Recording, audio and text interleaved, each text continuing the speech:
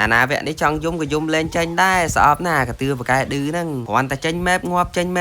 គនេះវាយតែកទឿណាហ្មងបើនិយាយពីងាប់វិញចង់2លានដងហើយអាហ្នឹងហើយមូលហេតុបកែឌឺគេពេកពេលខ្លះវាយងាប់គេហើយ recall ឌឺគេទៀតអញ្ចឹងដល់ពេលគេលេងប៉ះលើកណាក៏ដោយគេឈប់ទុកហើយប៉ះណាអត់ដឹងទេប៉ះខ្ញុំវាយរហូតហ្មងវាយដល់ថាបងខ្ញុំសុំទោសខ្ញុំឈប់ឌឺទៀតហើយតើតែនិយាយអញ្ចឹងមិនឈប់វាយតែបើអត់និយាយទេវាយគ្មានថ្ងៃលើកលែងទេដល់ពេលយើងធ្វើបាបគេខ្លាំងពេកទៅគេឆាតមកបដ ឲ្យថាធ្វើបាបខ្ញុំម៉េះប្រូមុងអត់ធ្វើបាបទៀតបើបកែឌឺគេម្លឹងអញ្ចឹងពេលលេងប៉ះហ្នឹងយើងទុកធ្វើអីធ្វើបាបខ្លះវិញទៅអាពេលធ្វើបាបគេសបាយអយដល់ពេលគេធ្វើបាបវិញយប់លេងចេញបដ ឲ្យចេញម៉េបងាប់ចេញម៉េបងាប់គ្មានឲ្យរត់រួចទេអាសំខាន់គ្នាខំរត់ក៏តាមវាយដល់តែងាប់ដែរដល់ពេលធ្វើបាបគេខ្លាំងពេកទៅខ្ញុំក៏និយាយថាបងស្រឡាញ់អូនប្រាប់គេតបមកវិញថាអត់ឲ្យស្រឡាញ់ទេអត់ឲ្យស្រឡាញ់វាយទៀតពេលខ្លះអាណិត player ណាដែរតែធ្វើមិនទេបកែឌឺគេពេកដល់ពេលយើងឈប់វាយទៅគេថាខ្មែរស្រឡាញ់ខ្មែរពួកបងតែគាត់ចង់លក់ account mobile បញ្ញាប់លុយអាចយកមកលក់ខ្ញុំបានគឺខ្ញុំទទួលទិញចូល stock រហូតអ្នកទាំងអស់គ្នាហើយអ្នកដែលគាត់ចង់ទិញ account កុំភ្លេចចូលទៅមើលក្នុង story page UG Gaming account ទិញពីកន្លែងខ្ញុំទៅអ្នកទាំងអស់គ្នាមិនបាច់ភ័យខ្លាចមានបញ្ហាទេគឺខ្ញុំធានាសម្រាប់ភាពជូនលើការ retrieve តែម្ដង